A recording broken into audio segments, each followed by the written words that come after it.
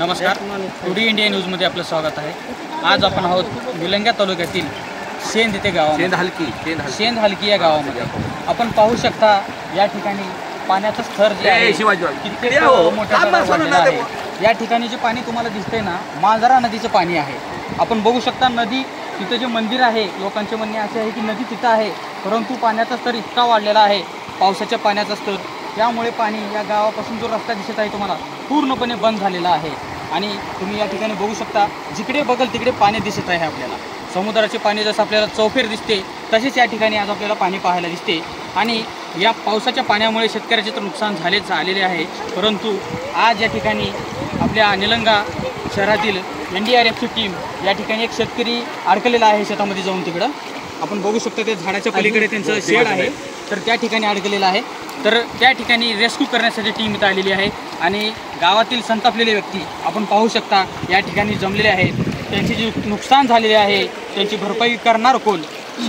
जगाचा म्हणजेच आपल्या भारत देशाचा कृषीप्रधान देश जो मानला जातो, आपली निलंगा नगर परिषदेची टीम NDRFची टीम रेस्क्यू करत पाण्यामध्ये प्रवास करत आहे।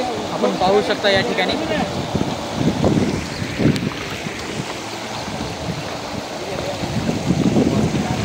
कृषीची हालत आज जर बघितलो आपण, त्याच्यावर जगावे का मरावे हा मोठा प्रश्नचिन्ह निर्माण होत आहे। आणि शेतकऱ्याचे अपार नुकसान झालेले आहे की बोटावडे काय आपण प्रतितलावर कुणाला जरी आणली तो मोजायला तर ते मोजणे मुश्किल आहे। तर आपण या ठिकाणी पाहू शकता इथे संतापलेले शेतकरी जमलेले आहेत। आपण इथं रेस्क्यू करण्यासाठी आलो होतो, परंतु शेतकऱ्यांचे जे नुकसान झालेले आहे त्याची भरपाई करणार कोण? शेतकरी जगणार कसं? देशाचा जो आपला पोशिंदा आहे तो पोसायच्या तिकडे जाऊ द्या, सध्या त्याचे जगायचे हाल झालेले आहेत। तर आपण त्यांची प्रतिक्रिया जाणून घेऊयात। तर आपण बघू शकता या ठिकाणी शेतकरी जमले आहेत। मी राजू मोगरगे, राहणार शेंद हलकी येथे, आणि मी एक छोटासा शेतकरी आहे। आणि आमचे असे जीवनाची पाळी आलेली आहे की आज उपासमारीची परिस्थिती आलेली आहे आमच्यावर। आणि आमच्या गावाच्या कडला मांजरा नदी आहे। मांजरा नदीमधून वरून धनेगावचं पाणी, तावरजा, बुसणी, मसलगा ह्या चारही बंधाऱ्याचं टोटल पाणी ह्या मांजरा धरणामध्ये आलेलं आहे। आणि नदीपासून 1 ते 1.5 किलोमीटर पाण्याचा हा पाण्याचे पूर्ण पसरलेला आहे। आणि आमच्या गावाला सगळीकडून पाण्यानं घेरलेलं आहे। तरी सरकार मायबापाला एवढी विनंती आहे की तुम्ही काहीतरी याच्यामधून व्यवस्थित असं चांगल्या शेतकऱ्यासाठी काहीतरी निर्णय घेऊन, आणि आम्हाला ह्यांच्या मार्फत TV मार्फत सरकारपर्यंत एवढंच पोहोचायचं आहे की तुम्ही आम्हाला सोयाबीनच्या अनुदानपेक्षा तुम्ही आमच्या नदीकाठच्या जमिनी जेवढ्या खरडून गेल्यात त्याच्यावर तुम्ही लक्ष आकर्षित करा, आणि आम्हाला त्यांच्यापासून वंचित न ठेवता आम्हाला त्यांच्यामधून अनुदानाची प्रक्रिया करा। आणि सोयाबीन हे पूजेचं रक्कम आहे, आमच्या शेतकऱ्याचं कुठलंच काही होणार नाही। ही पाणी उतरल्यानंतर ही जी बाहेरून वसनं जी आलेली आहेत त्याला काढायला आम्हाला 50-50, 60-60 हजार रुपये लागतात। पेरायची तर परिस्थिती लांबच, आता रानं तर भरपूर खरडून गेलेले आहेत। आज एवढी बिकट परिस्थिती आहे। आज शेतकऱ्याचे जनावराला कुठे वैरण नाही, पाणी नाही, अशी परिस्थिती झालेली आहे। आपण जाणून घेत आहोत शेतकऱ्याचे हाल काय उठलेले आहेत। इथं जनावरांचे तर काय, माणसाचे सुद्धा खायचे प्यायचे वांदे निर्माण झालेले आहेत। ठिकठिकाणी जनावरांचे जे ठेवलेले खाद्यपदार्थ होते पूर्णपणे पाण्याने वाहून गेलेले आहे। जमिनी तर काय, कुठं जमिनीचा नाशसुद्धा राहिलेला नाही, पूर्ण नाश या ठिकाणी, माती पूर्ण वाहून गेलेली आहे। त्याची भरपाई करणार कोण? आता ते शेतकरी म्हणत आहे संतापलेला, पीक विमा जो असतो, आम्हाला पीक विम्यापेक्षा आमची जी शेतीची माती वाहून गेलेली आहे त्याची भरपाई करून देण्याकडे सरकारने लक्ष घालावे। आपण जाणून घेऊयात प्रतिक्रिया आणखी। माझं शेती पूरच वाहून गेलेली आहे साहेब, एवढी विनंती करून माझं 12 एकर ही गेलं, काय सोयाबीन गेलं, 12 एकर ऊस गेला, माझी लेकरं बाळं तटच उपाशी आहे साहेब, मी का खाऊन जगू? मला ही अतिमस संतापला साहेब। 15 जनावर आहेत साहेब, एवढं ह्याला का करू? ती मी सध्या आता उडी मारायला सुद्धा मी तयार आहे, मी आत्महत्या करायला साहेब, एवढं मी करायला मी हे साहेब। बघा आता ह्याच्यामुळे प्रशासन अजून येणं झाले, आमचं काही नाही, आमचं कोणी दखल कोणी घेण्यात आली आमची, ही साहेब आमची विनंती करावी एवढी। तर इथे जमलेल्या वैतागलेल्या शेतकऱ्यांची अशी परिस्थिती निर्माण झालेली आहे की या पाण्यामध्ये जलसमाधी घ्यावी काय, असं तो शेतकरी प्रशासनाला प्रश्न विचारत आहे। कारण झालेले जे नुकसान आहे त्याची भरपाई करणार कोण, हाच सर्वात मोठा प्रश्न त्यांच्यासमोर निर्माण होत आहे। तर आपण पाहू शकता NDRFची टीम पाण्यामध्ये या शेंदगावची परिस्थिती पाहू शकता. जागोजागी शेतकऱ्याच्या घरामध्ये शेतामध्ये पूर्णतः पाणीच पाणी झालेले आहे. तर संतापलेले शेतकरी शासनाला विनंती करू इच्छितात. पाहूयात आपण त्यांनी काय विनवण्या करत आहेत. माझं नाव दिनकर श्यामराव सावंत, राहणार शेंद हालकी, तालुका निलंगा, जिल्हा लातूर, राहणार शेंद. मी एक छोटासा शेतकरी आहे. विशेष म्हणजे मी माझं शिक्षण पण पूर्ण झालेलं आहे. मी BCom DTL GDC आहे. मी अनुभव घेऊन असा अकाउंटिंगचा बिझनेस केला होता, पण परत मी शेतीकडे वळलो. का वळलो? तरी आपले गव्हर्नमेंट असे म्हणते की आजकालच्या तरुणांनी शेतीकडे वळावे. ह्या दृष्टिकोनातनं मी शेतीकडे वळालो. एक 4 वर्ष झाले मी शेती करत आहे. मला फक्त जास्त काही नाही आहे, 1.5 एकर शेती आहे. तरीही त्या शेतीतून मी माझा घरविवाह किंवा निदर्वाह चांगला चालवतो. वर्षाकाठी कमीत कमी 70-80 हजाराचा ऊस निघतो. मी ऊस लावलेला आहे. मांजरा नदीच्या काठी शेत आहे. आता दरवर्षी असं पाण्याची जर परिस्थिती आली तर आज मला 80 हजाराच्या ऐवजी 80 पैसे जरी मिळत नसले तर मी माझा निर्वाह कसं करू शकतो, ही मला तात्काळ गव्हर्नमेंटला एक सूचित करायचं आहे. आज गव्हर्नमेंट प्रत्येक नौजवानाला किंवा तरुण व्यक्तीला असं सांगतो की सगळेजण आज शेतीकडे वळालं पाहिजे. शेती आज यंत्रसामुग्रीमुळे करायला काही सोपी आहे असं काही गव्हर्नमेंट आपल्याला म्हणतं.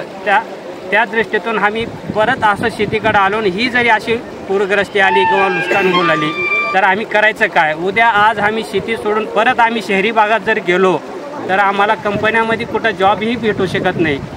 कारण आमचा जो बॅकलॉग जर भरून काढायचा म्हणलं तर आम्हाला जॉब भेटू शकत नाही. तर आता आम्ही करायचं तरी काय? एवढं गव्हर्नमेंटनं आम्हाला तात्काळ काहीतरी मदत द्यावी हीच माझी विनंती आहे. बस दुसरं काही जास्त बोलू शकत नाही. एवढाच मी विनंती करतो.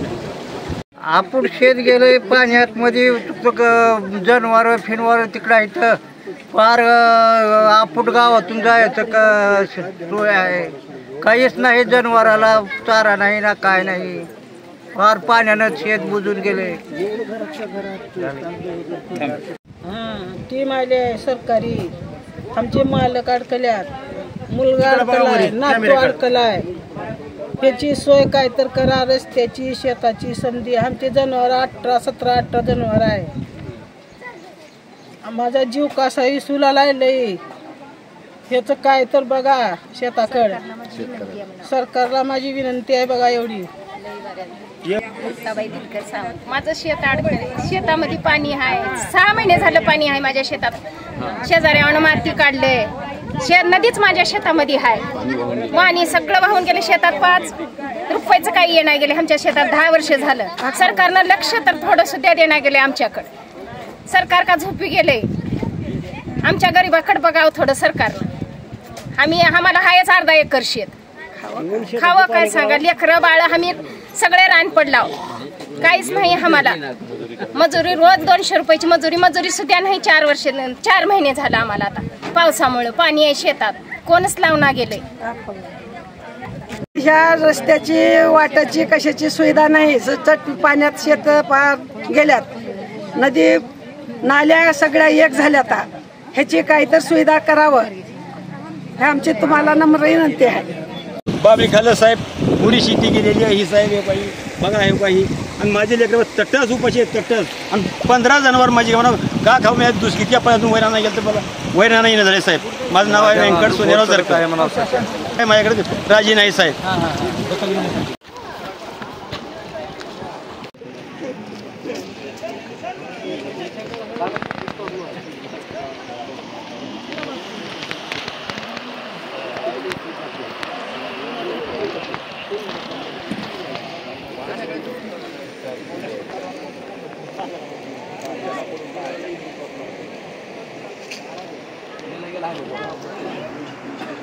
स्टॉक के लिए है कि आप 13,000 रुपये 12,000 रुपये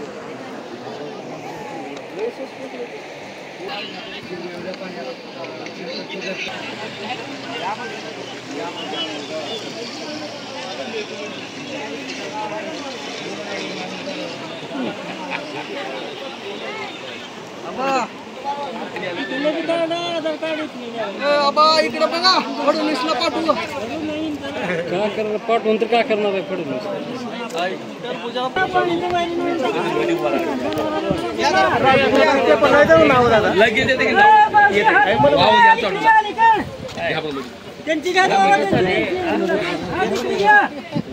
मध्ये मध्ये जावा पार सगळं नियोजन लावा तुम्ही मुख्यमंत्री